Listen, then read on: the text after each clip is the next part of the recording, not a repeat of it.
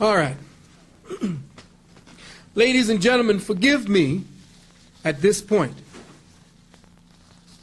if you don't see me looking straight at you, because over the last 3 weeks,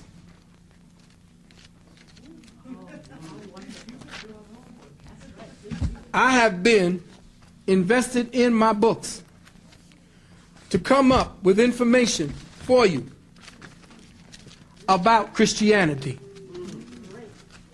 And I intend in this taping to give you as much as I can within the few hours that we have of everything that I could find, because it'll take me another 5 to 6 hours of another program to keep filling in the dots for you. But what you are going to have here is a scholastic breakdown and the historicities of what you good Christians out there have been worshiping. It is time to logistically put aside, to scholastically put aside, to intellectually put aside this farce called Christianity. Christianity is a hoax. It is time for us to delete our consciousness atmosphere of this presence. Now, why did I call it Vampires of Consciousness? Because that's the name of this particular tape. Vampires of Consciousness, the true historicity of the Church of Satan, Christianity. There is no Church of Satan outside of Christianity. All religion encompasses the Church of Satan. Now, why did I call it Vampires of Consciousness? Well, first, it is essential that we understand the nature of a vampire. We have to understand the nature of a vampire. One, it is a parasite by nature. Two, it feeds on the healthy, the innocent, and the unsuspecting. Three, it appears beautiful, mysterious, alluring, and powerful. Four, it sucks on the life stream of the host, depleting the life and light force until the host no longer knows who he or she is. Five, it affects and infects the host with a virus, quote unquote, until the host becomes one with the body of his Redeemer, one with the consciousness of the vampire. 6, the host loses his sense of self, no longer perceiving the world and reality from a knowledge of self, but from a perception or knowledge given to him by the vampire. That is why I call this particular tape on Christianity the Vampires of Consciousness.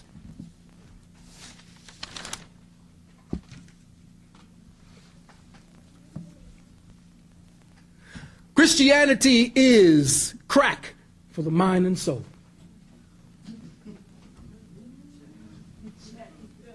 It lives in ignorance. Ignorance is the mother of devotion. Let me repeat that. Ignorance is the mother of devotion. That which you are ignorant of, you worship, because you have no knowledge of what you worship. You believe in things you don't understand, and that's why you suffer. Stevie told you, superstition ain't no way. Christianity is crack for the soul. Religion is the crack pipe.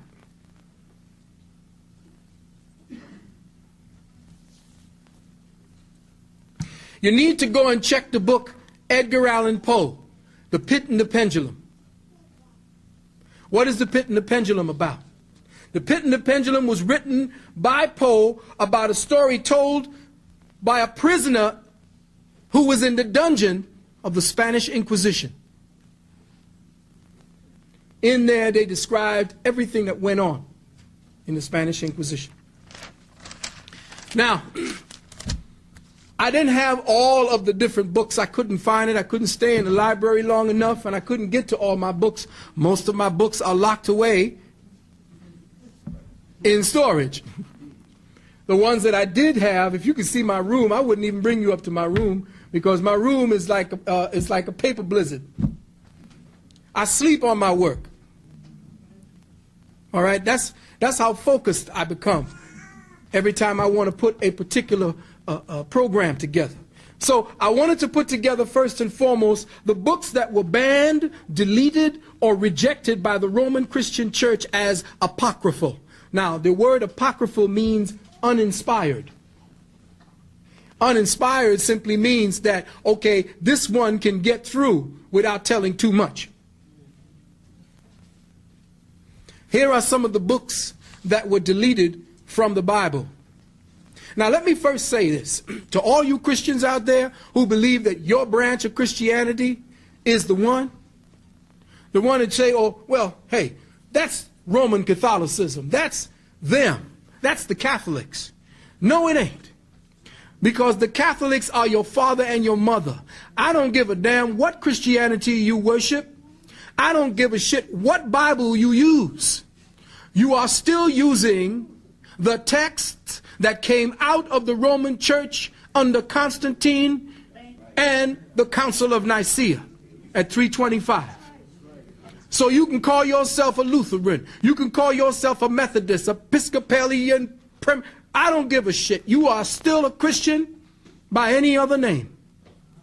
You are a branch on the same tree with the same roots. Now, I can only bring out 26 of the books that were deleted. And they are the Gospels of Thomas and Nicodemus, the Proto-Evangelium of James, the Gospel of the Nativity of Mary, the history of Joseph the carpenter, the Gospel of the childhood of the Redeemer, the Gospel according to the Egyptians, the Gospel of Bartholomew, the Gospel of Judas Iscariot, the Gospel of the Recollections of Peter, the Gospel of Adam and Eve, the Gospel of Barnabas, the Gospel of Barabbas, the Book of the Nazarenes, the Gospel of the Revelations of Peter, the Gospels of the Shepherd of Hermas, the First Epistle of Clement, the Second Epistle of Clement, the Epistle to Barnabas, the Diatessaron or the Gospel of Tatian, the Gospel of the Essenes, the Revelation of Elias, the Hymn of Jupiter of Clementius, the Proverbs of Sirach, the Book of Abu Dazura, the Gospel of Enoch, and the Gospel of the Infancy of Jesus the Christ. Y'all know anything about this? Absolutely not. You heard about the Gospel of Barnabas. Well, that's one out of how many in here?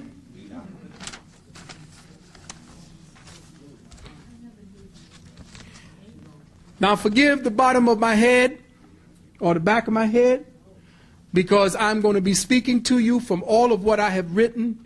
It's best for me to just put it down on the record for you, because I have a lot to read to you. The birth of Constantine, the father of Christianity.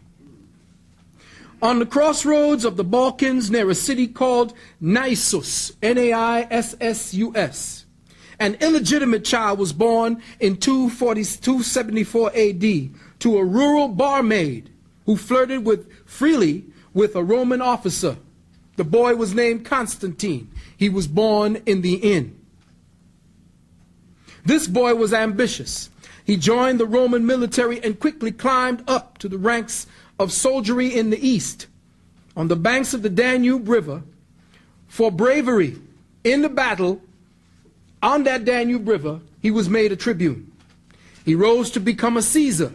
He made himself an Augustus.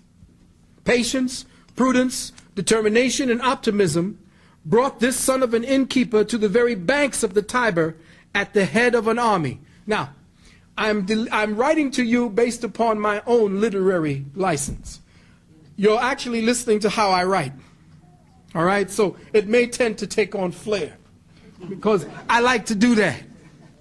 I'm a Libra. I'm an artist by nature. I'm a wordologist. All right? So it's a little flavor in here, a little season. I think we're a little grown up now. We don't need, Mary ran here. Jack saw this. All right? Across the bridge from Rome was Maxentius and his army, 200,000 strong. Now you just imagine Maxentius and Constantine across the river from one another, facing off to become the next Caesar. Now you got to remember that at the time of Constantine, Rome was about to go into the toilet anyway. And at that time, there were about 5 or 6 other thugs vying for the throne of Caesar. So there were all these little compatriots, almost like the gangs, little parts of the mafia. Whose family are you with? Constantine saw Severus try to take over Rome. Severus, somebody say something? Oh, Severus, the very man that Constantine followed. Severus went across. No good. He watched Galerius try to cross the Pontemal and failed. At Pontemal, Constantine halted his army and he waited. Now one day during his wait, he had a dream. He saw flaming in the sky a monogram in Greek of the so-called Christ of the gospel. This is the story they're giving to you. In the flame of the burning cross, there were the words, "In hoc signo vinces," or "In this sign thou shalt conquer." Regarding this particular incident, Eusebius of Caesarea, the father of ecclesiastical history and Christianity, writes, and of course he got flavorful too. At dawn, Constantine set his artificers to work and had the sign made, beautiful with gold, gems. The Romans now call the sign the labarum. It was in the following form: a long spear. The spear of destiny is what the Illuminati during the time. Now this particular spear that Constantine made became the spear of destiny. This spear of destiny is what Hitler was looking for. When he began going across the Rhine trying to destroy everything, he was actually looking for this spear of destiny for the Pope. Because the Pope said that he would support Hitler if all the countries he conquered became Catholic. They shook hands over it and said, okay.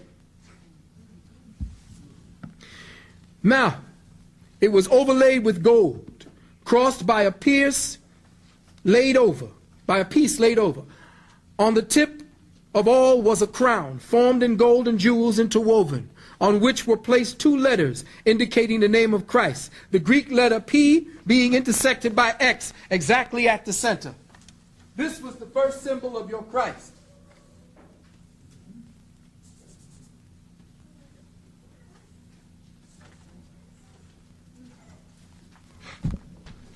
That is the sign that Constantine took into battle to conquer. From the transverse piece which crossed the spear was suspended a banner of purple cloth covered with profuse embroidery and bright jewels and gold. It was a square form, and over it, beneath the cross, was placed a golden half-length picture of the emperor and his children. This standard he ordered to be carried at the head of all of his armies. This was quoted from a book called The Council of Nicaea by A.W. Dudley. Now you're going to get a lot of names of books because I made sure that you could go and find out for yourself. So Constantine with his army and the labarum held high for inspiration, crossed the Tiber and took Rome. But it must be remembered that before all this, in the so-called 2nd century, the Roman Empire had ceased to expand. In the so-called 3rd century, it crashed to pieces.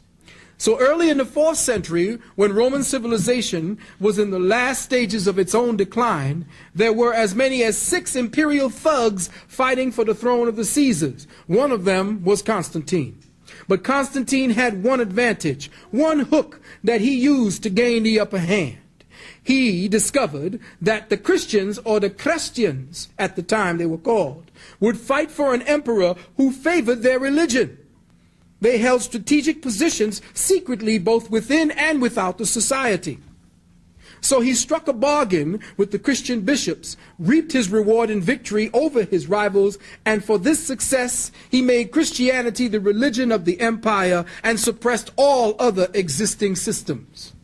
It was not the gospel Jesus who established Christianity, but the Roman Emperor Constantine. And it was Eusebius of Caesarea who finished the job of writing his fraudulent history of Christianity.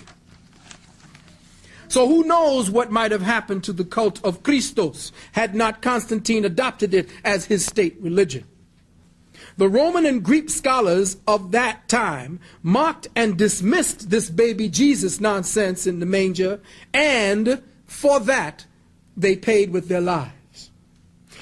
In the 4th century, Christianity rode to triumph. The victory was won, but not by Christian teaching. It was won by bloody swords and religious wars that continued to disembowel Europe over the next 1600 years. These wars in Europe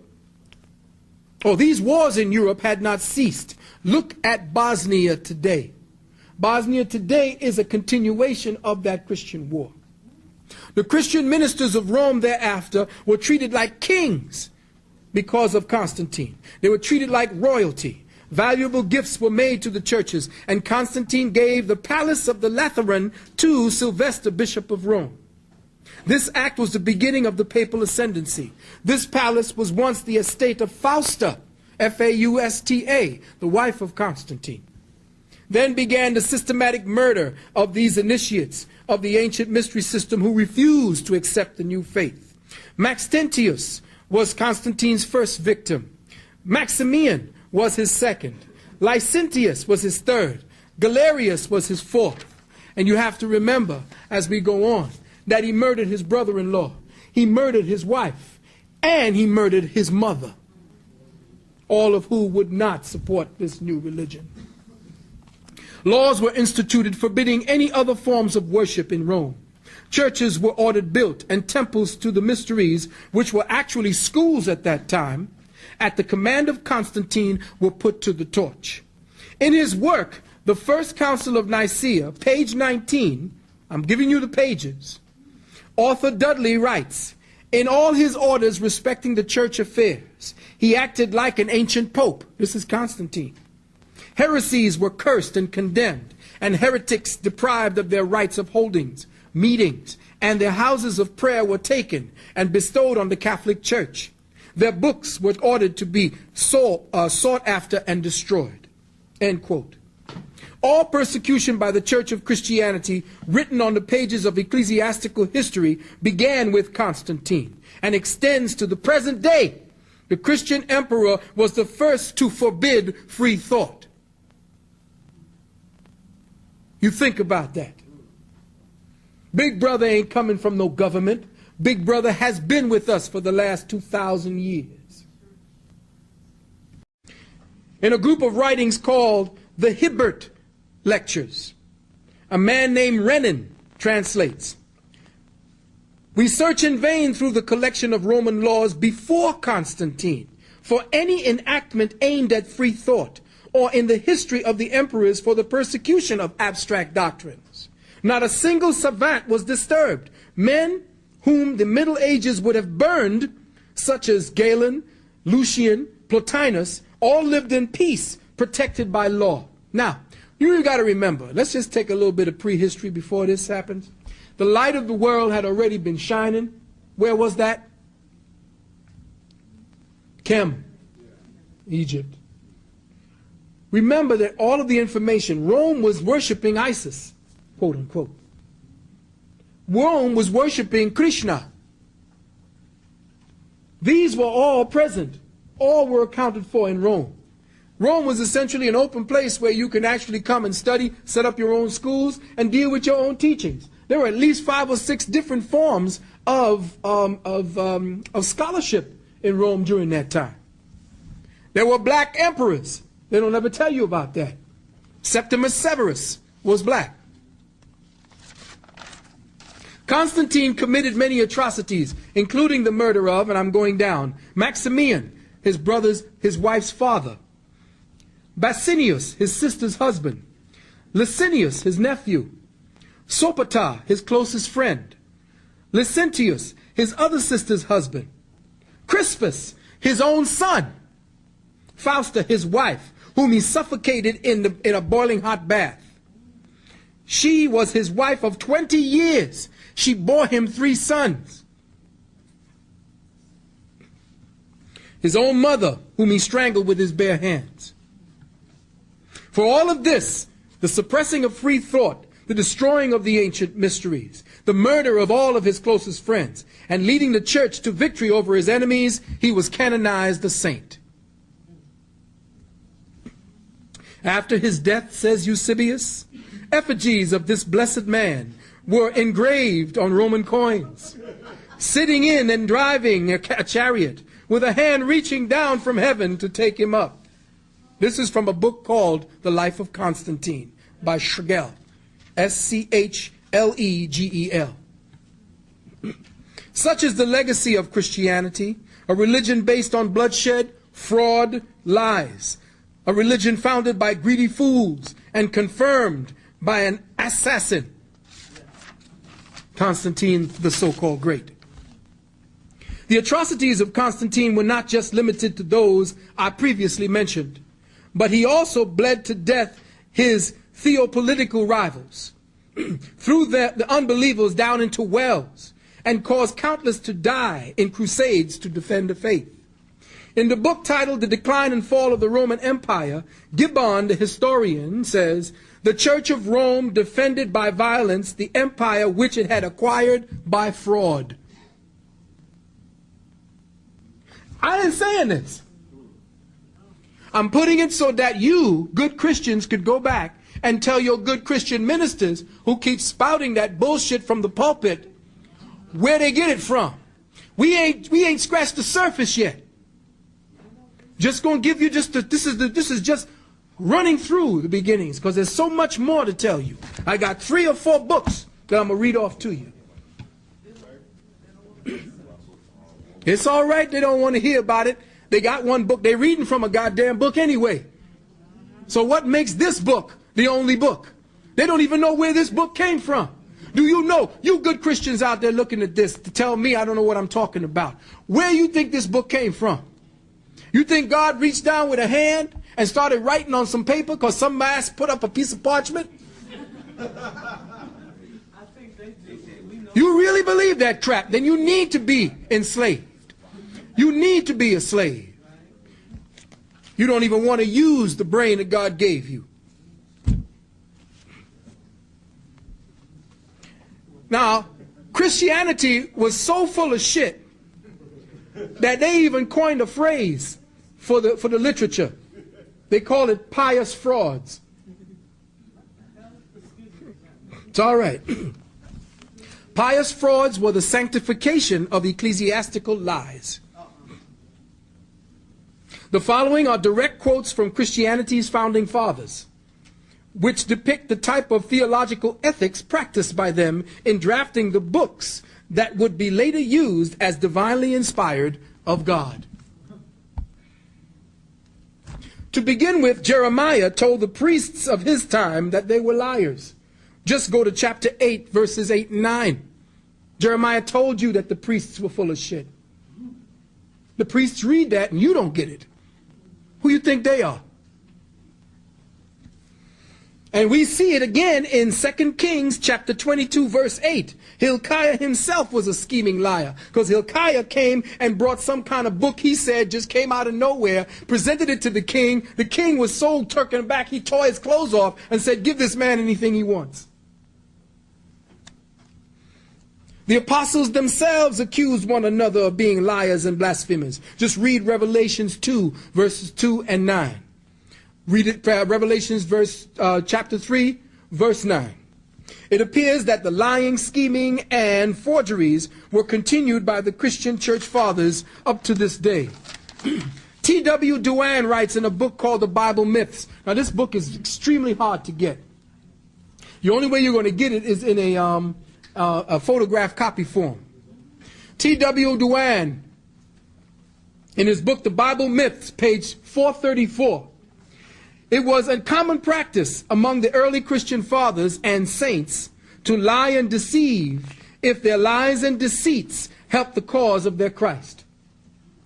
Lactantius, Lactantius, the eminent Christian author, who from the beauty of his style of writing was called the Christian Cicero, writes, "Among those who seek power and gain from their religion, there will never be wanting an inclination to forge and lie for it."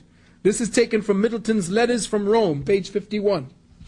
Gregory of Nazianzus, or Nazianzus, Nazianzus, Nazianzus,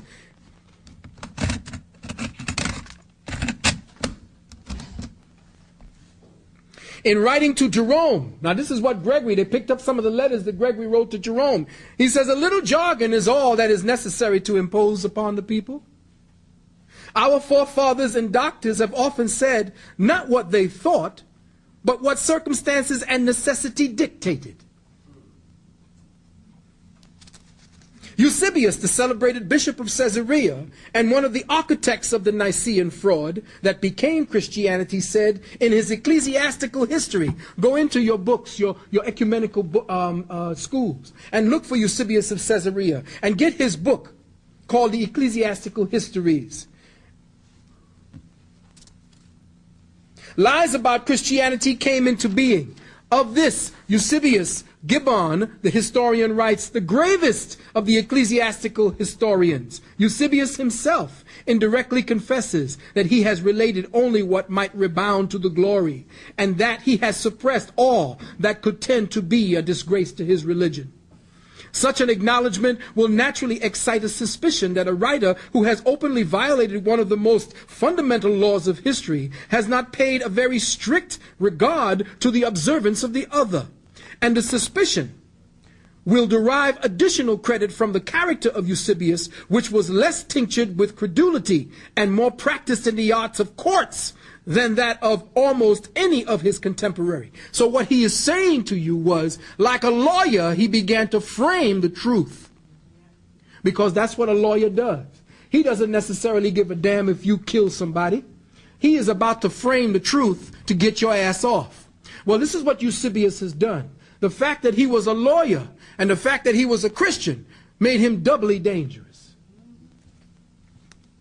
And this was written from a book called Gibbon's Rome, volume 3, pages 79 and 80. Now, think about it, you good Christians, especially you scholarly Christians who think that I don't know my facts and I ain't got them straight.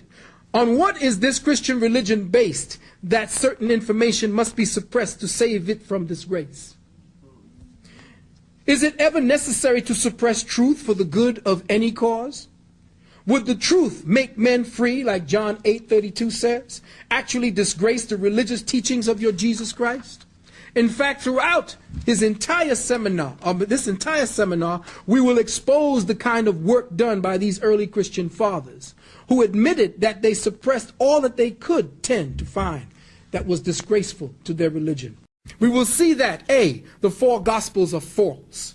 B, the Gospel stories of Jesus are only a plagiarized invention. C, that the ancient ruins of Kemet, Babylon, Sumer, Lemuria, the Maya, the Olmec, Toltecs, the Dogon, the Atlanteans had given up all their secrets and they're all now in the Vatican basements.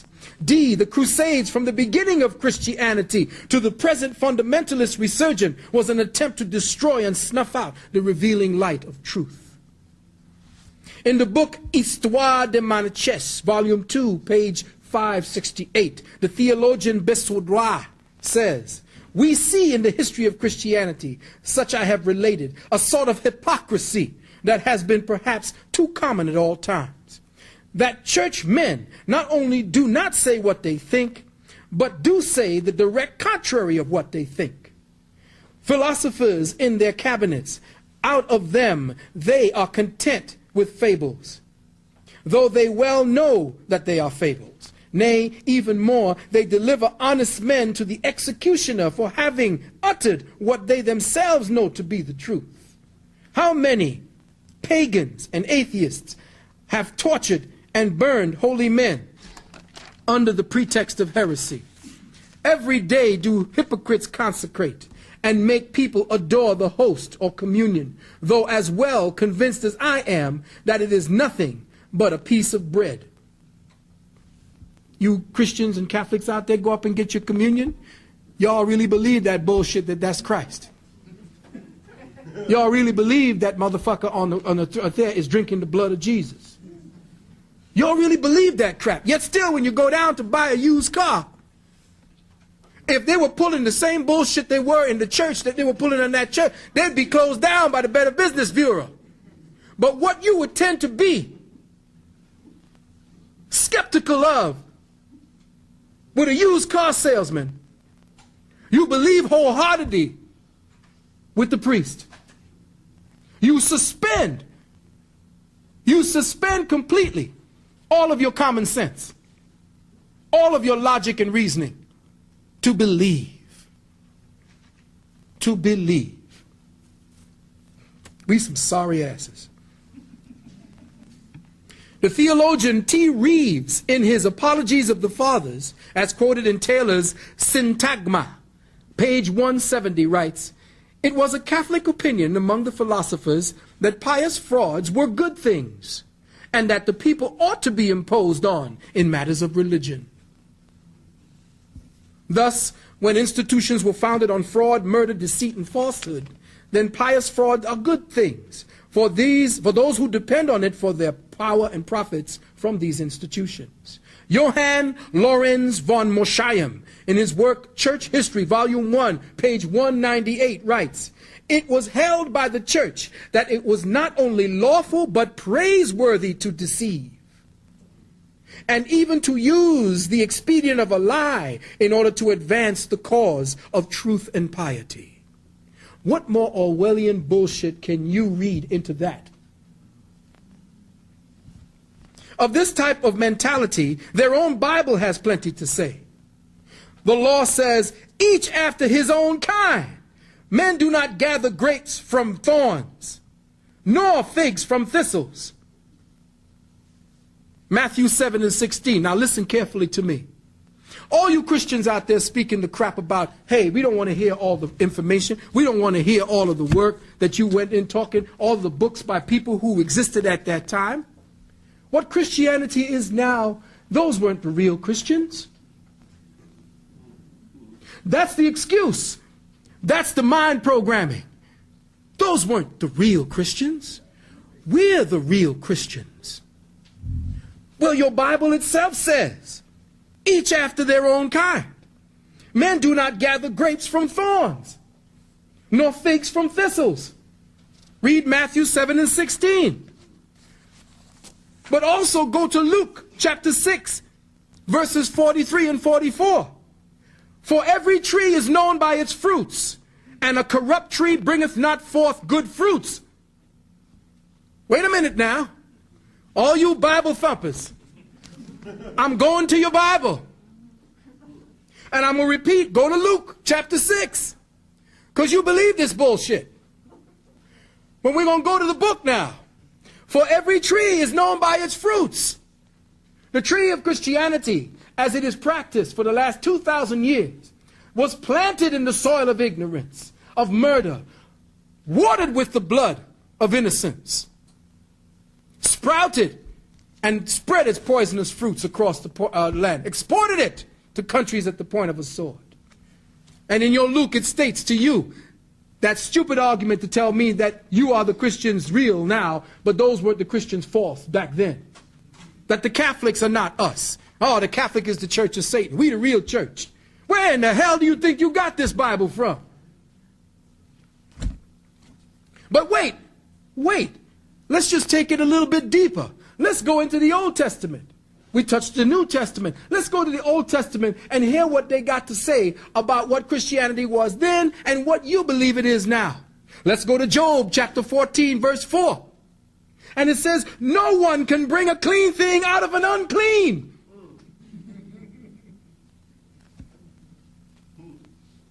Check. No one can bring a clean thing out of an unclean thing. And Christianity is the filthiest, the bloodiest. You're going to see how filthy when we start quoting from this book called Dirt. Oh, I went real deep. So the cause of truth and piety cannot be advanced by deceit and lies.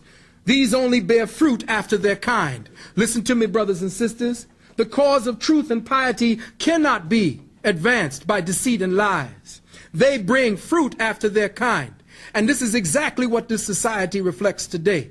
We have been eating on the fruit of religion and Christianity.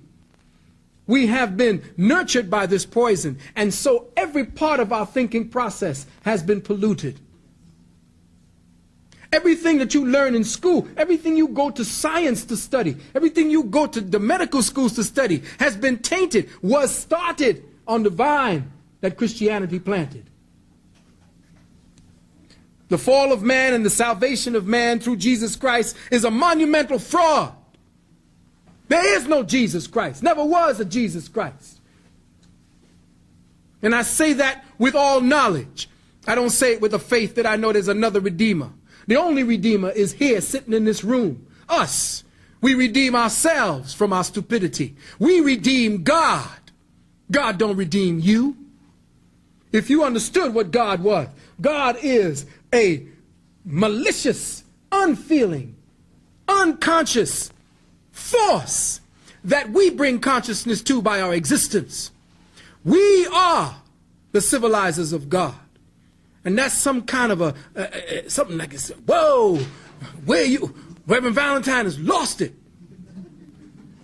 We civilize God. Only we can understand morality. Can you talk about morality from a God that just wiped out a half of a continent of people praying to Christianity? Where was Jesus about 25 years after his assumed presence on earth when Pompeii blew up and wiped out that whole city? That's your God. God is. It is an unfeeling, unthinking, unconscious entity of force.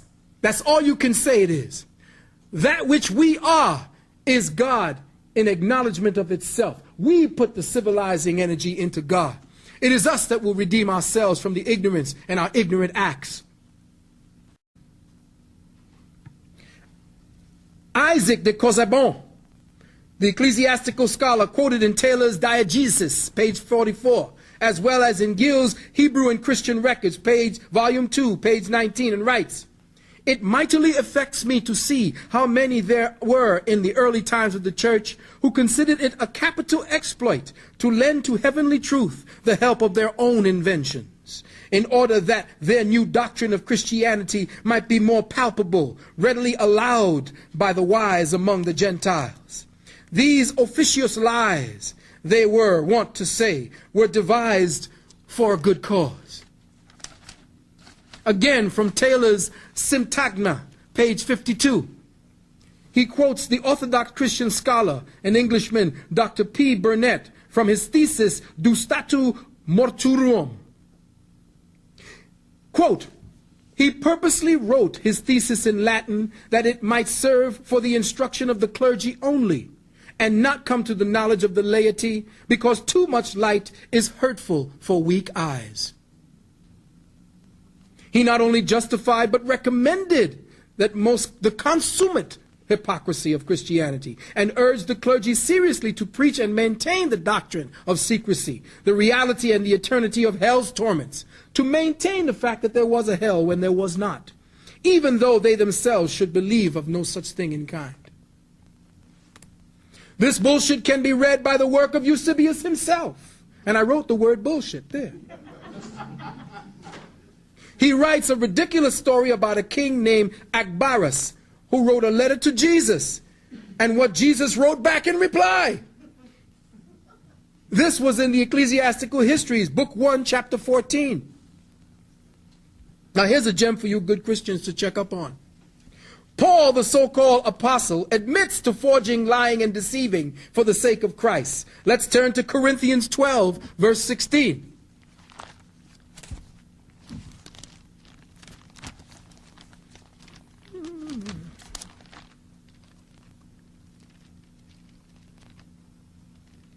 Talk amongst yourselves. "And be spent with you, though the more abundantly I love you, the less I be loved." 16. "But be it so, I did not burden you, nevertheless, Being crafty, I taught you with guile.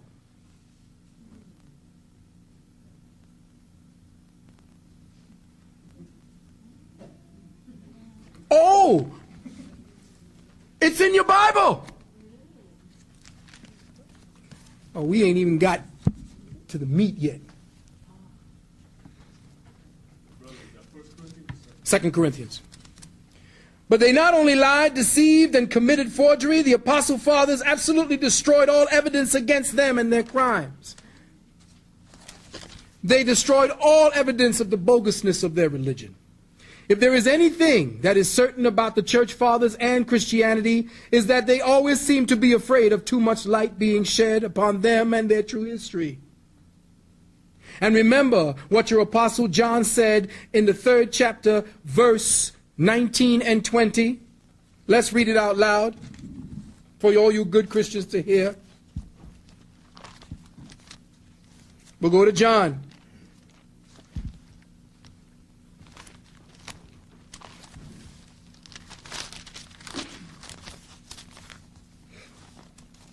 Verse 19 and 20, John chapter 3. And this is the condemnation, that light is come into the world, and men loved darkness rather than light, because their deeds were evil. 20. For every one that doeth evil hateth the light, neither cometh to the light, lest his deeds should be reproved. Everything about Christianity and its beginnings have been buried in the Vatican, away from the light. And what did they tell you about those who bury the light, the truth? They hateth, because their deeds are evil.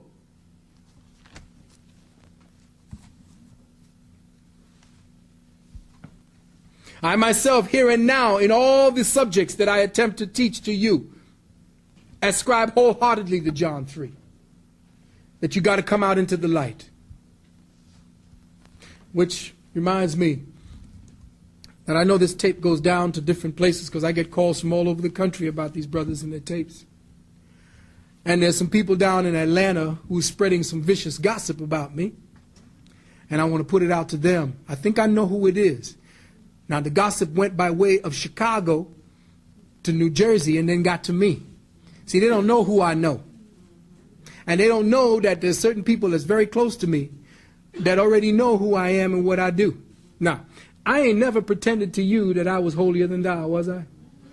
Did I ever tell you that I walked on water? And that I was all this goody two-shoes? I've been a low-life motherfucker from the beginning, right? Yeah. But I told you it was real. I don't give a shit what you put in the tabloids, just spell my name right. But if you're going to put something in there that makes some sense. They had me having an orgy in Atlanta, in a hotel. Now, this orgy was supposed to have been going on, and the manager called the person who booked me in the hotel, said, don't want me back there again. Now, at the time, I was going with my lady, who was down there at the time, and all of you all know Sister Tassili. She and I were together for about 1.5 years, 2 years. That was it. Now, whoever it was that supposedly spread it up to Chicago. Chicago came my way. People were upset. So I'm just putting this out there to the brother or sister, and to both, who I think it is. If it's who I think it is, I'm expecting a phone call from people who going to tell you, and you going to call me. Now, the brother up in Chicago who was trying to spread it called me because I told him that I was going to put his name out there. But the brother called me. We had a nice little talk. We stopped the shit there. But you who started it, I want to hear from you too. Because if I don't hear from you, I'm going to go the way of Bobby Hemmett. I'll put it out there. Enough said. When the printing press was first invented, we read in Middleton's work called Letters from Rome, page 4, the following quote by the Catholic Cardinal Wolsey, W-O-L-S-E-Y, who foresaw what effects the invention of the printing press would have on Christianity at that time. And he said, if we do not, this is a quote, if we do not destroy this dangerous invention, it will one day destroy us. Dude must have did some heavy readings back then, because it damn sure is. The author T.W. Duane in his book, Bible Myths, and I will be quoting from Bible Myths copiously, because this book is the death knell. This was the spike. This was the wooden stake right in the heart of Christianity. He dropped all the information. This is from page 438. There can be no doubt from the evidence, quoted by Duane, found that had the objections of Porphyry, Heracles, Celsus, and other opponents of the Christian faith been permitted to come down to us, the plagiarism of the Christian scriptures from previously existing pagan documents in the specific charge they would have presented to us is the specific charge they would have presented to us. These works were ordered burned by the prudent piety of the Christian emperors, end quote. Porphyry, who existed between 205 and 270 AD, was a philosopher and a student of Plotinus. He was also a scholar who published a 15-volume work against Christianity. He wrote 15 volumes. Could you imagine? And back then, when you were writing, it was no printing press. You were writing by hand. This man took 15 volumes. Dr. Lardner, the theologian historian, writes, Porphyry's objections against Christianity were held in the greatest esteem with the Gentile people for a long time, and the Christians were not insensible of the importance of his work, as may be concluded from the several answers made to this work by Eusebius and others in great repute for learning. The Christian fathers had this great work destroyed, and all that has come down to us are only the portions quoted by others about the work.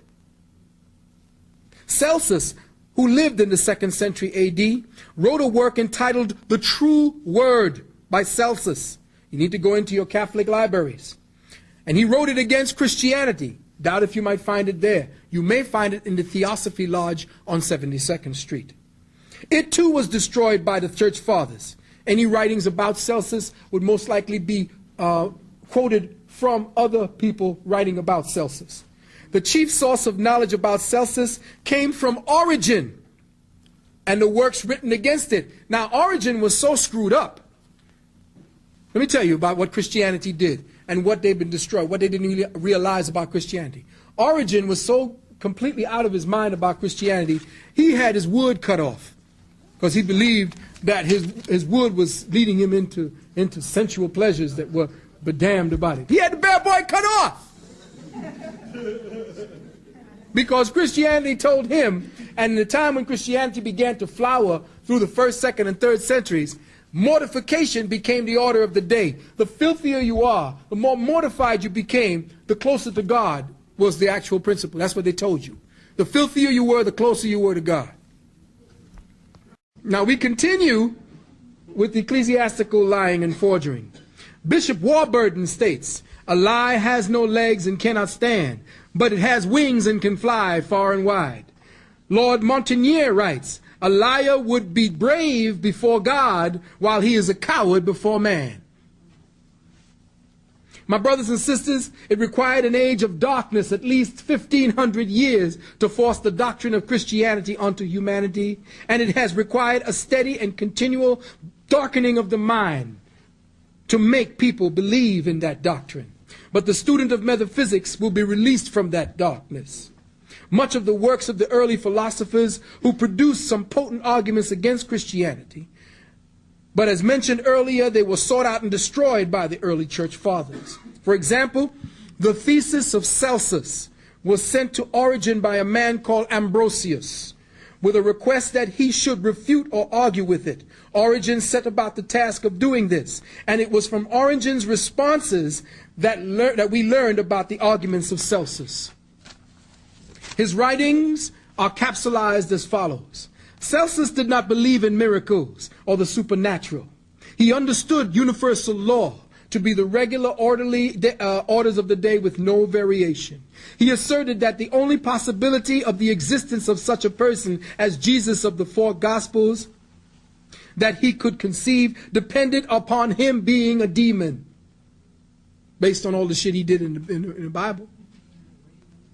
Jesus displayed none of the qualities that he deemed essential displayed all of the none of the qualities that he displayed as a demon. He therefore rejected these pretensions as being inconsistent with his philosophy. But he believed that even on the basis of the philosophy that permitted the supernatural, he claims for Jesus that the same claims for the supernatural must be rejected. So his arguments are made to become that of a Jew. The Jew rejects the virgin birth of Jesus. The true story of Jesus was that of Mary was that she was divorced from her husband and wandered about, fell in with a Roman soldier named Panthera. And this man was the father of Jesus. So she was hoeing about for a little while, hoeing and scoring at the nightclub inns, just like Constantine. Now, wait a minute, check this out. Let me tell you something. Christianity is the one that makes you think that you're born out of wedlock. You are a bastard child. That's a lot of bullshit, because let me tell you something. If you look at all of the stories and the mythos of all the saviors born, all of them were conceived based on an illicit relationship. The so-called quick pregnancy of the bastard child coming into base, those are the most intelligent children. The ones that come from the one-night stand. Because there is no exhaustion of the seed. Usually when you see each other, it's like, come on. And after the come on, bang, get pregnant, that's the strongest moment. The most passion at that particular time. All of your saviors came this way. Look at Zeus. When Zeus saw Aphrodite, he said, damn. He said, damn. But he was married. Now, Aphrodite was out there bathing, looking good in the water. He knew he couldn't sneak up as a bull. He couldn't sneak up as anything else. How do you sneak up on her? He changed himself into a swan. Now, I don't know what Aphrodite was thinking about. But this is the myth. The same damn myth happened when Mary, here's Joseph now, he just got a new bride. My boy said, oh yeah, we're going to get to the nuptial bed. But he's a virgin, and the Lord said, no, you can't have none. I'm going to have her. So what comes down? A dove. Check it. Now that's some sick shit. Now you know why the early church fathers was into fucking cows and sheep. That's right. There's a law. An ecclesiastical law. From you can't fuck sheep. That's where Christianity came from. They had to write a law. I think it was Pope Innocent or Pope Leo. Had to write it down for these priests. Stop fucking the little boys and stop fucking the animals. It's deep. This is what you... Wait a minute. Let's go back. Yeah, they're still doing it now. For every tree is known by its fruits, and a corrupt tree bringeth not forth good fruit. No one can bring a clean thing out of an unclean thing. Yes. Also, they say Mary was an immaculate conception. Yeah. Then when you look when I studied, found out what immaculate conception meant, that just meant two people dealing on a spiritual. Yeah, but immaculate conception is the virgin birth, which is something I'm going to go into when I'm writing my other book. And my mother was one. Well, yeah. Well, you see, in those days, if you were not born of a father, you were actually looked down on. As a matter of fact, in those days, the sun could get you pregnant. Now, if you can get pregnant from the sun, because have you ever checked out sperm? Have you ever checked out what sperm look like? They call sperm what? Ora seminalis. Listen to the words. Ora seminalis. If you look at the head of the sperm, there's a halo around it. There's a light in it. So, essentially what you have, sperm is nothing more than the condensed tincture of sunlight. The essence that goes into creating the feminine principle, though part of the sun, her particular wavelength is silver. So gold is male, silver is female. These alchemic principles are what go into creating life. That's the bond. That sets up the chemistry. K-H-A-M. Istry. All right? So understanding that the male sperm is nothing more than a transport system for light.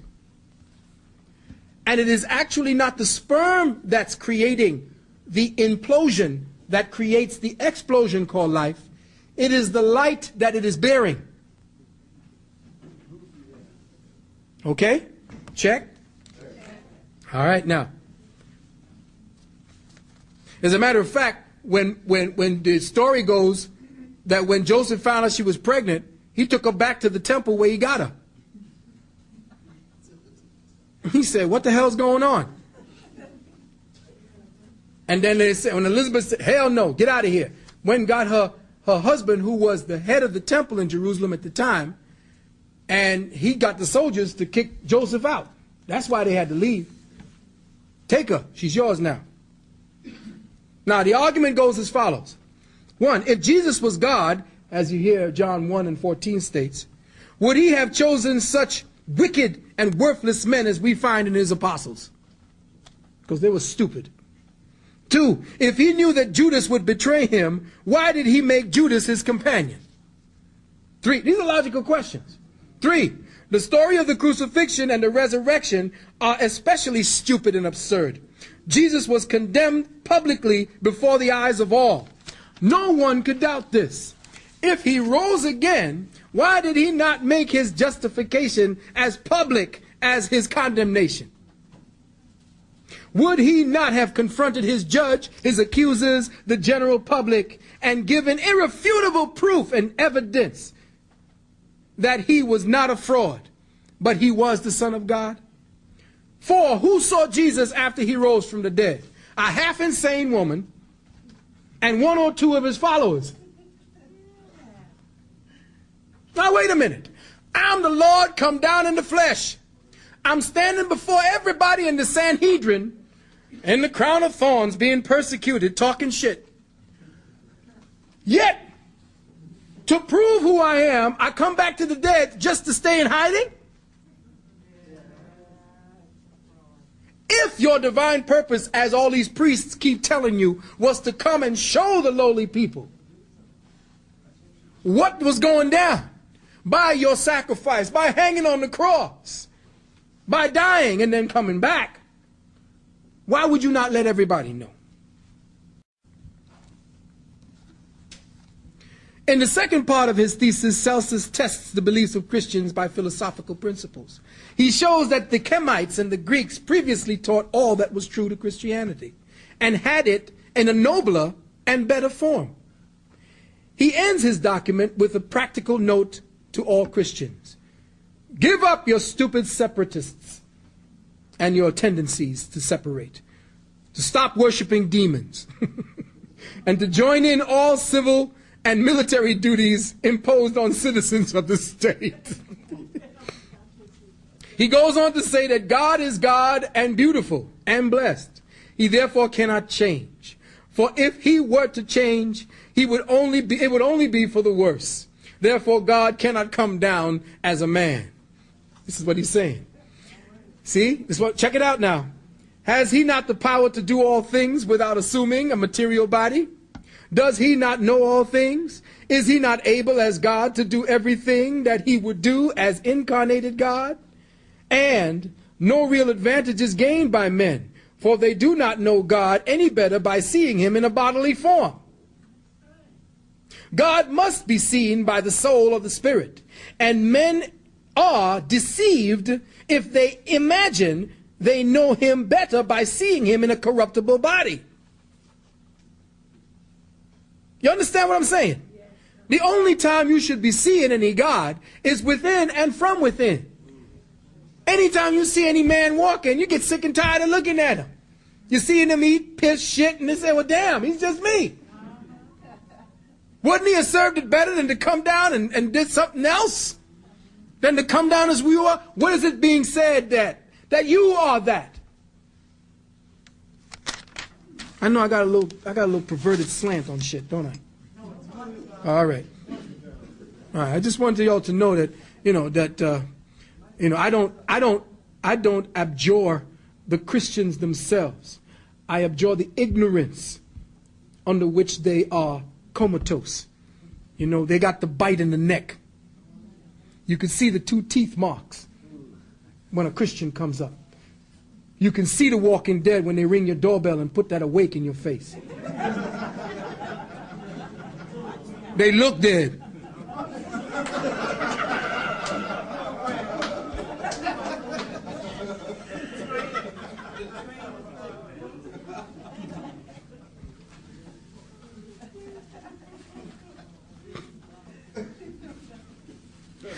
Nor can the purpose of Christianity, a signs for the incarnation of God in the flesh, be regarded as true, much less logical. The nature of the whole, that is, the omniscience of being, is always one and the same. There is always the same amount of evil in the world as there is good. There is nothing evil in God. The evil is matter. You will understand that as we see it go on. God is continually making the evil serve the good, as always it has. This being the case, it is absurd to believe and assert that God would be especially interested only in a few members of the human race. He works always for the whole. Hence, the Judeo-Christian doctrine is patently stupid, peculiar, and absurd. Did God, at the particular time, suddenly arise from a coma, and just like that, resolve to rescue only a few Caucasoids that came out of the mountains to adopt Christianity and Judaism? By exhibiting the superiority of the ancient teachings, Celsus points to the circumstances that had the ancients appeal to reason, where the Christians, with absolutely nothing to appeal to reason, cries out with their ignorant masses to believe, to believe. He goes on to say that the doctrine of the Son of God was copied from Plato, who copied it from the Chemites. Now, as to the teachings of Paul, you got to remember Paul was the Christian. He was the one that was assigned the work of the church. Every time you turn on them blasted televangelists, they're running something from Paul. That Creflo Dollar, boy. Creflo Pimper Dollar. I decided to dedicate a portion of this lecture to Paul after I saw a television broadcast with the theological crack pusher Creflo Dollar and some other Christian shows called The Believer's Voice of Victory. These people were talking such bullshit with Paul was concerned that I decided to set the record straight. Now, again, I use the word bullshit right there for myself. The testimony of Paul, by all accounts, shows proof by evidence taken from the New Testament that Jesus the Christ, or Iesus, the anointed one of the 4 Gospels, is a mythological character. To this end, we will first examine the testimony of Paul, for he is the first Christian writer whose works had been allowed to come down to the masses. Paul, or Saul, is promoted by Christianity as the greatest writer of its earliest time. He seems to have done more than any other person to establish the Christian religion, if his alleged epistles contained in the New Testaments can be said to be true. I say this because of the true history of Paul we know nothing. We find no evidence as to when he was born, how long he lived, or at what dates the several events of his life occurred. It is said that he was sent to Rome sometime before the death of Festus, which occurred about 62 A.D. It appears that he suffered martyrdom in the so-called Neroian, Drew Nero, executions during 64 A.D. If any of the epistles of Paul in the New Testament were written by him, then they were prepared by one who lived in Jerusalem when Jesus the Christ of the 4 Gospels is said to have been teaching there. If the alleged facts of the life and work of Jesus were known to anyone of the first century of Christianity, Paul is the one who should have known about it most fully.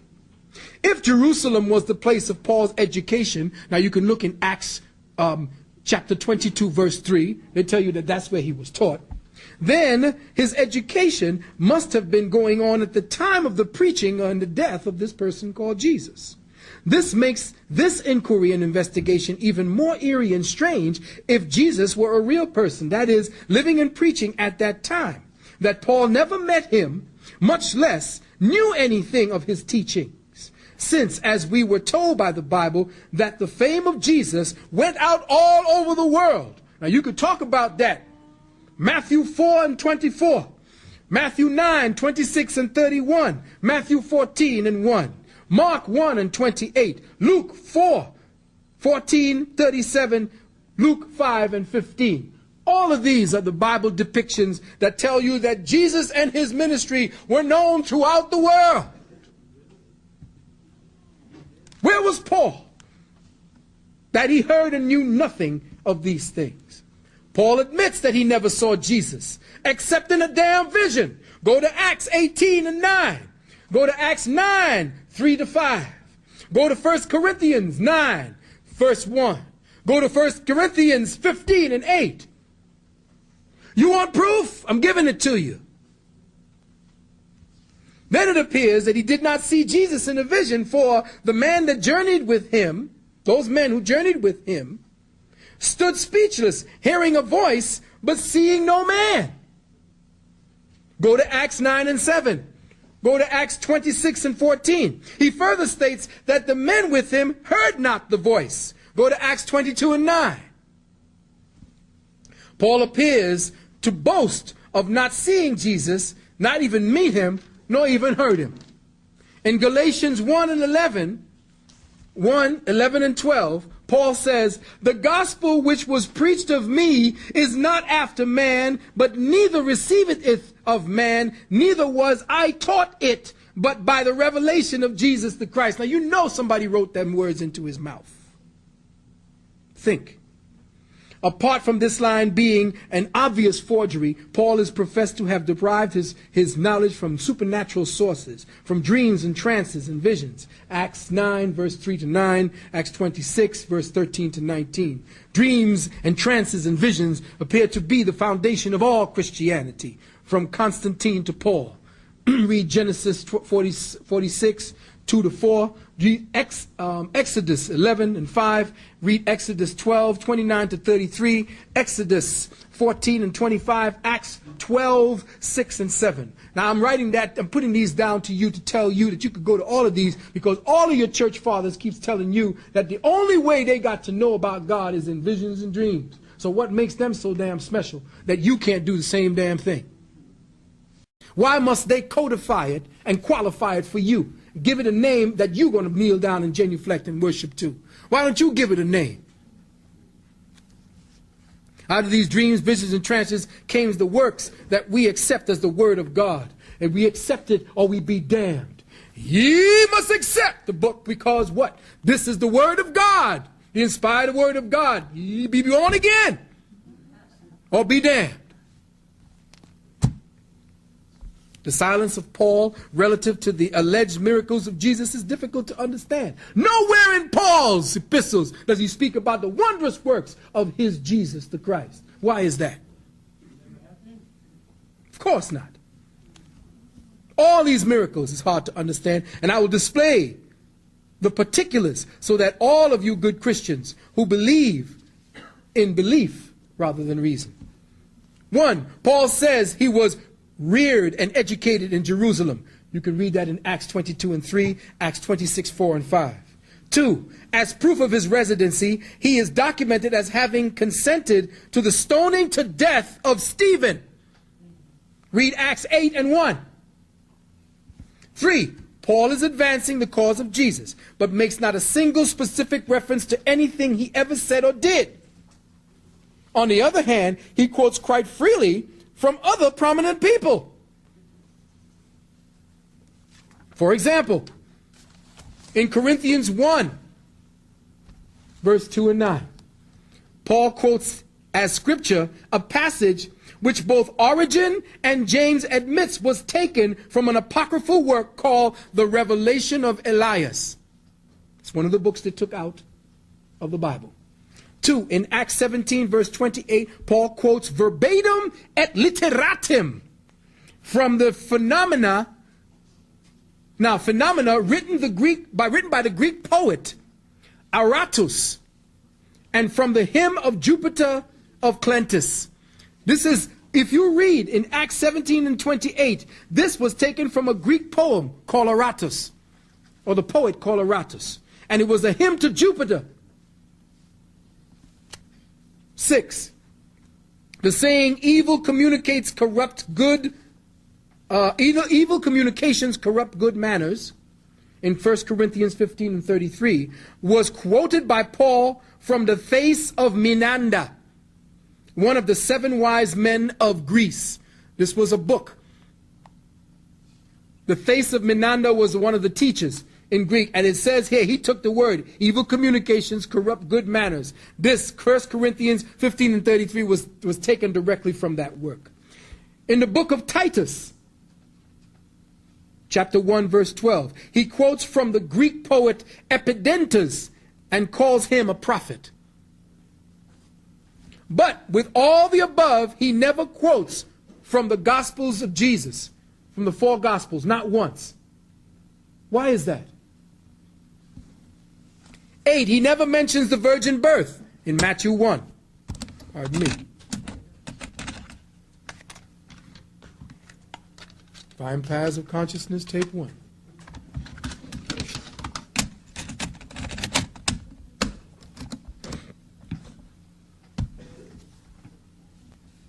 He never mentions the virgin birth, Matthew 1, 18 through 21. 9, he knows nothing about the voice from heaven saying, this is my beloved Son, from Matthew 3 and 17. He knows nothing of the transfiguration, from Matthew 17 and 2, Mark 9 and 2. He knows nothing of the alleged miracles performed by Jesus. He knows not the slightest knowledge of the teachings of Jesus. He stated quite emphatically that he was made a minister of the gospel, which had already been preached to every creation under heaven.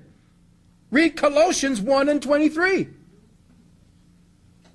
If he is preaching a gospel that was already preached to everyone under the sun, why are they ascribing Paul this particular gospel, saying that he was one of the acolytes of Jesus and he's sort of putting it up? Now, he preached a God manifest in the flesh who had been believed in the world in Timothy 3, 1 Timothy 3 and 16. In fact, this previous reference could not have been to Jesus, whose doctrine had not been preached at that time, nor generally believed in the world till ages after that time. 15, Paul knows nothing of the Sermon on the Mount, Matthew 5, 1 through 12. 16, he knows nothing about the Lord's Prayer, Matthew 6, 9 through 13. He knows nothing about the parables. In all of his epistles, Paul quotes not a single word, not a single saying of Jesus. He never once cites signs and wonders rendered by or for Jesus. In fact, more than once, he speaks of his own miracles in 2 Corinthians 12 and 12. But he positively refuses to discuss any miracles except those signs done by himself or by the influence of Jesus. Romans 15, 19, 18 and 19. When preaching at Jerusalem, Paul omits those marvelous incidents that were the career of Jesus and fails to describe them even to the Gentiles. 22, the population of Lystra was more than anxious to worship Paul for merely curing a cripple. Those at Melita said that he was a god because he was not killed by a serpent. Read Acts 28 and 6. Those in Ephesus loved his tailoring expertise because Paul could sew. Read that in Acts 8, 19 and 12. Now, all of these things that Paul are talking about, how is it that Creflo Dollar can sit up there and talk about the fact that Paul was talking about Jesus Christ? He was not talking about Jesus Christ. He was talking about Jesus the Christed. Now, we're going to get back to Paul.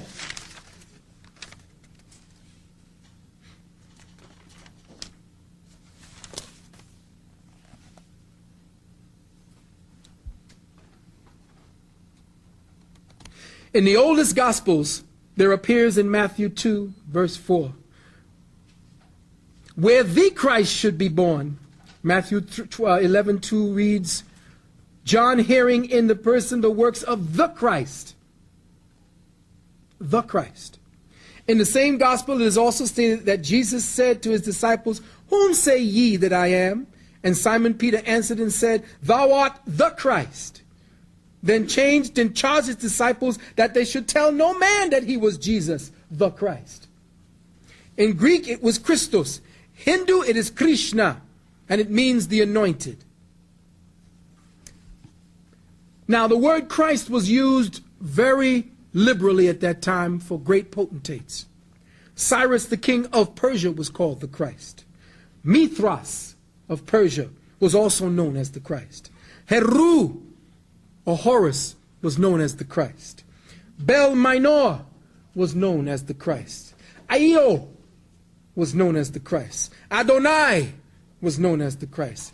Each of them was called the Anointed One, or the Christ. The title of the Christ, or the Anointed One, was applied even at the time to the King of Israel. The title of the Christ was applied to religious teachers, teachers of factions, necromancers, wonder workers, and even the magicians of the time were called the Christ. This common usage was shown in the Gospels themselves. Look at Matthew 24, 23, and 24. Look at Deuteronomy 13 and 1. Then if any man shall say unto you, lo, here is Christ, or there, believe it not. For there shall arise false Christs. Deuteronomy 13 and 1. There shall arise false Christs and false prophets, and shall show great signs and wonders, insomuch that, if it were possible, they shall deceive the very elect. False Christs tells you that the word Christs was used a hell of a lot more than we believe it was used. These statements show that the Christ was a title only. Therefore, it is a title. As a title, it cannot be a name. Thus, this is strong evidence that all passages in the New Testament which contains the word Christ as a name exposes the hand of the early Christian forgers at work, as he interweaved into the Pauline epistles certain spurious words and passages to fabricate evidence in an attempt to give validity and existence to a person that was completely unknown to history. It was only by devious customs and habits extended over thousands of years' time that the title the Christ gradually mutated into a name, and Jesus Christ, or later still Christ Jesus, became one designation. The name Jesus is a Latin transliteralization of the Greek Iesous, I-E-S-O-U-S, which in turn is transliterated from the Hebrew Yeshua, Yeshua, or Joshua, meaning Jehovah is salvation. In one form or another, this name appears throughout the Old Testament. During the Hellenic period of Rome, the name Jesus wasn't well received by the Jews because they saw it as a bastardization of Yeshua or Joshua. So many people with the same name Jesus adopted the purely Greek analog Jason. And this name appears in this form in the New Testament as well. Acts 17 and 5. Huh? Acts 17 and 5. Jason is another word for Jesus. Jason and the Argonauts. How many Argonauts were there? 12. Huh? And go to Romans 16 and 21 as well. After the so-called captivity, the name is seen frequently and is interchanged frequently with Jehoshua,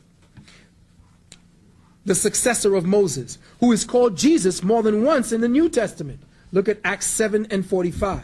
Later on, the name Jesus became one of the commonest Jewish names appearing in the New Testament. See Acts 13 and 6, see Acts 18 and 7, and see Colossians 4 and 11. The name Bar-Abbas is also Jesus, although it was deleted from the chief manuscripts by the Christian fathers, specifically Origen, who was careful to see that no sinner among these had borne the name of their Jesus the Christ. And you could read this at the Encyclopedia Britannica, 9th edition, volume 13, page 656. T.W. Dewan, in his book, Bible Myths, writes, "We know of a Jesus, son of Sirach, a writer of Proverbs, whose collection is preserved among the apocryphal books of the Old Testament. The notorious Barabbas, son of Abbas, was himself called Jesus. Among Paul's opponents, we find a magician called Elymas, the son of Jesus. Among the Christians, a certain Jesus, also called Justus, is known and written about. Josephus mentions more than 10 different distinct persons, priests, robbers, peasants, lowlives, and others, who bore the name Jesus, all of whom lived during the last century of the Jewish state." Who is this Jesus that you got hanging on the cross and you genuflect to every Sunday? The evidence appears very distinct and plain that Jesus the Christ of the four Gospels was unknown to Paul. The life story of Jesus the Christ of the four Gospels was not invented and written until 4 generations after the death of Paul. That is the only explanation that can be offered for the fact that Paul makes absolutely no references to the teachings and miracles of Jesus the Christ of the four Gospels. In fact, there is no proof that Paul himself actually lived. The Encyclopedia Biblica, listen, the Encyclopedia Biblica states, "It is true that the picture of Paul drawn by later times differs utterly in more or fewer of its details from the original legend has made itself master of this person. The simple truth has been mixed up with invention. Paul has become the hero of an admiring band of the more highly developed Christians."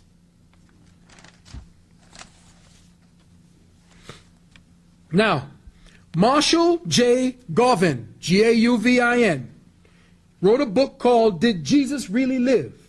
And on page 58, he says, check it out. Now, this is from the Encyclopedia Biblica. He took it from here. "The Christian authority admits that invention has done its work in manufacturing at least part of the life of Paul, the earliest Christian writer. In truth, the ablest Christian authors and scholars reject all but 4 of the Pauline epistles as being spurious." Listen carefully, people. This is in the Encyclopedia Biblica. They reject all but 4 of the epistles as being spurious. Some maintain that Paul was not the author of any of them. The very existence of Paul is questionable.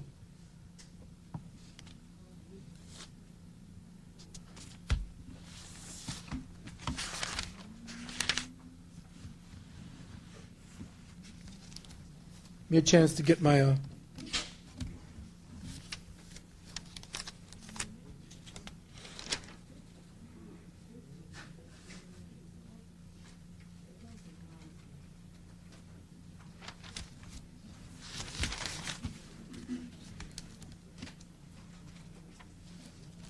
Now let's talk about the crucifixion, because all you folks just love to talk about how he died on the cross for us. Yep. Let's talk about all this stuff about the crucifixion.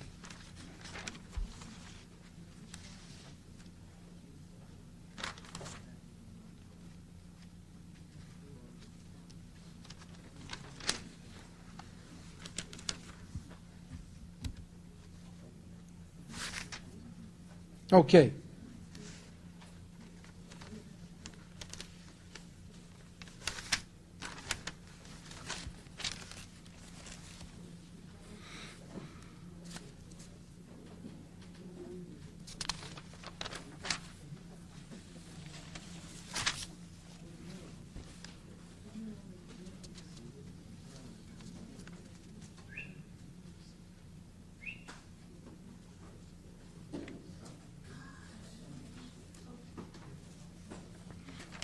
The 16 Crucified Saviors. Have you read that book? He knows it. Dr. Kersey Graves. Page 129 and 130. Dr. Kersey Graves states, "We find that there has always been a margin for doubt amongst his own followers as to the fact that the crucifixion of Jesus Christ. and this in the very country and era of its occurrence. Many of the early Christians and contemporary Jews and Gentiles doubted it, and some openly disputed that it ever occurred. Others bestowed upon it the mere spiritual signification, and not a few considered it merely symbolical of a holy life. One circumstance calculated to lead to the entire discredit of the story of the crucifixion of Jesus Christ is the revelation in connection to it, a violent convulsion of nature and the resurrection of long-buried saints. Events not supported by any authentic contemporaneous history, sacred or profane.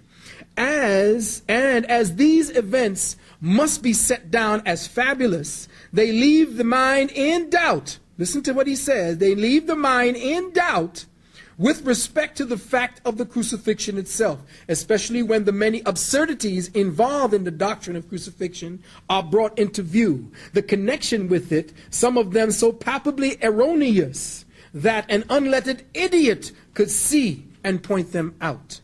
Important point.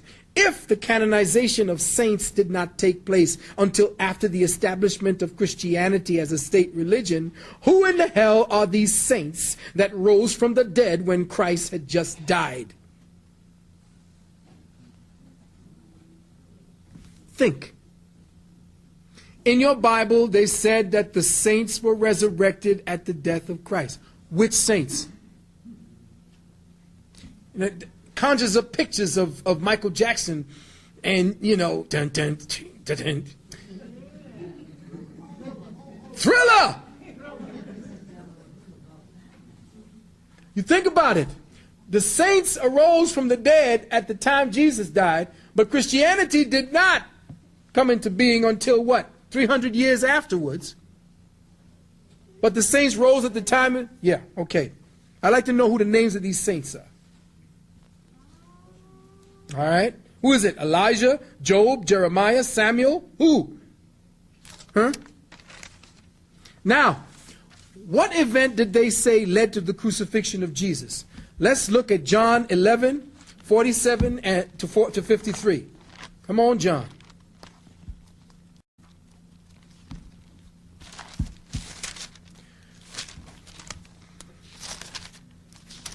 We're doing it the way you would do it, right? Your minister tells you, turn to John. I wish I had all y'all with your Bibles. Turn to John 11, 47 and 53. 47, they gathered the chief priests and the Pharisees a council and said, what do we? For this man doeth many miracles.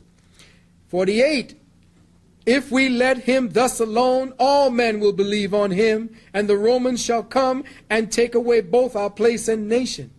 And one of them, named Caiaphas, being the high priest, that same year said unto them, ye know nothing at all. Now check out how the medical killers work.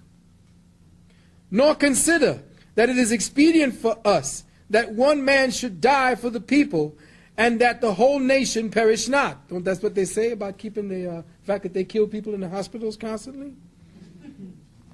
Think about it. And this spake not of himself, but being high priest that year, he prophesied that Jesus should die for that nation. And not for that nation only, but that also he should gather together in one the children of God that were scattered abroad. Then from that day forth they took counsel together for to put him to death. Now, I'm reading that because what is to come will show you something completely contrary to what you have been perceiving.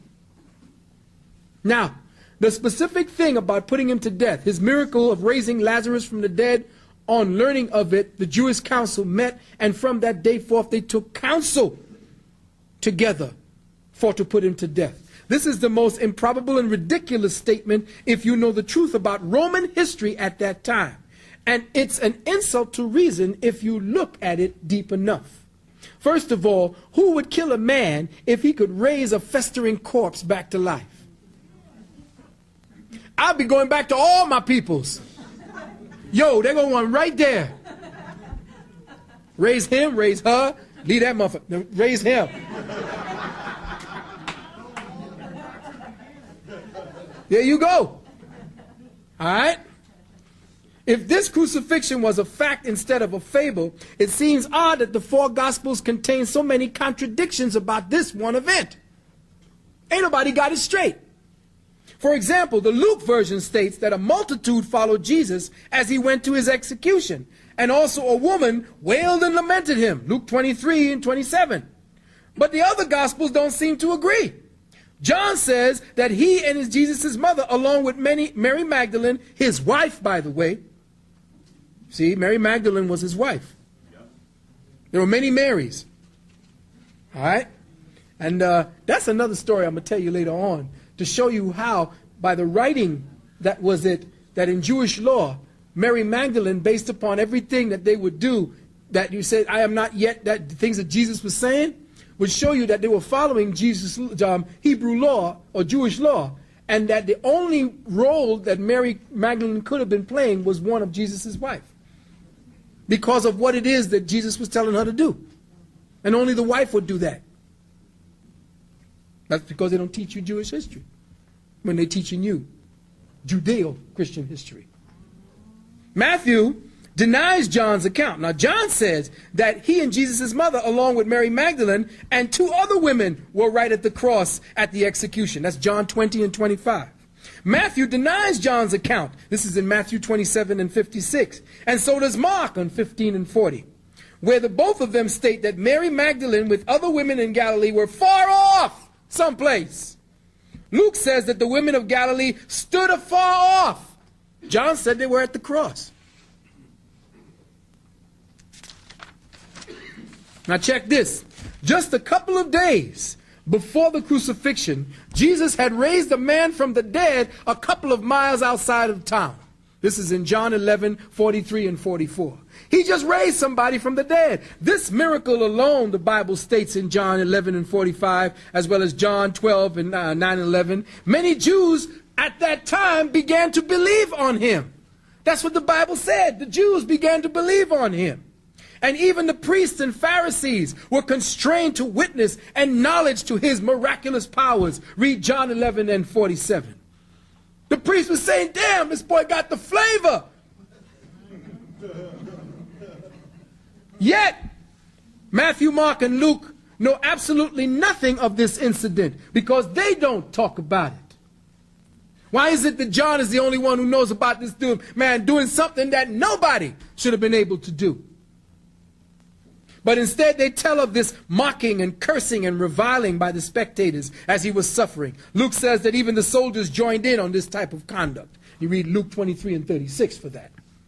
All the Gospels agree that lots were cast for his clothes.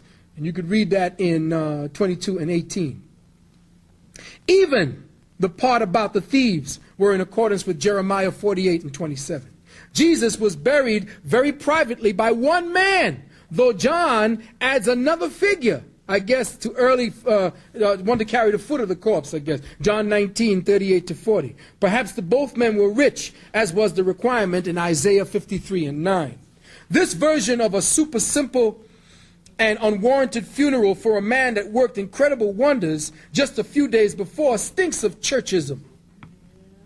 In contrast, a man named Stephen, shortly after, was murdered by a mob, but was buried by devoted men, who right there in Jerusalem made great lamentations over Stephen. Acts 8 and 2. Wait a minute, you just killed the Messiah. The dead got up. The earth quaked. I raised the dead, the blind to see, the deaf to hear, the lame to walk. And couldn't get another motherfucker to carry my feet to the grave? And here goes Stephen. Who the hell is Stephen? They killed this sucker. Stone him at the insistence of Paul. Yet still there's people all over him, crying and wailing and gnashing of teeth. Ain't nobody dealing with the logic. Stephen had no fame, not even as a prophet. He didn't raise the dead, walk on water, make the blind to see, nor was he announced and acknowledged by a voice from heaven that was heard by the Son of God. Matthew 3 and 17. There was no earthquakes at his death, nor did the corpses of the dead pop out of their graves and walk the earth. Consequently, this Jesus must have been a nobody. that is compared to Stephen. Such miracles are supposed to have occurred at the death of Jesus when the earth quaked and the rocks were rent. That was in 1 Kings 19 and 11. When the dead rose up out of the graves, read Daniel 12 and 2. And the vial or the mishak of the temple was torn. That's in Isaiah 22 and 8. All culminating in the Roman centurion admitting that this is the Son of God. Matthew 27 and 54, would seem to be enough to bring out the whole damn population at his burial. There should have been a mob of fans, and even the priests themselves, to see if he could raise himself off the dead. If he was getting ready to raise dead, I'd be at his grave. You kidding? Just like these paparazzi? Okay, you did it for them, but let's see you do your own shit.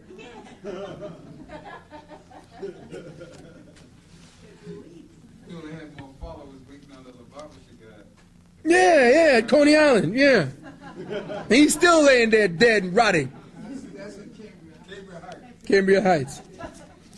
The priests could not have stopped any fans from attending the funeral either, because Matthew 21 and 46 made it quite clear that these priests feared the multitude. Matthew 21 and 46. So they weren't going to stop a multitude that supposedly knew this man made all these miracles.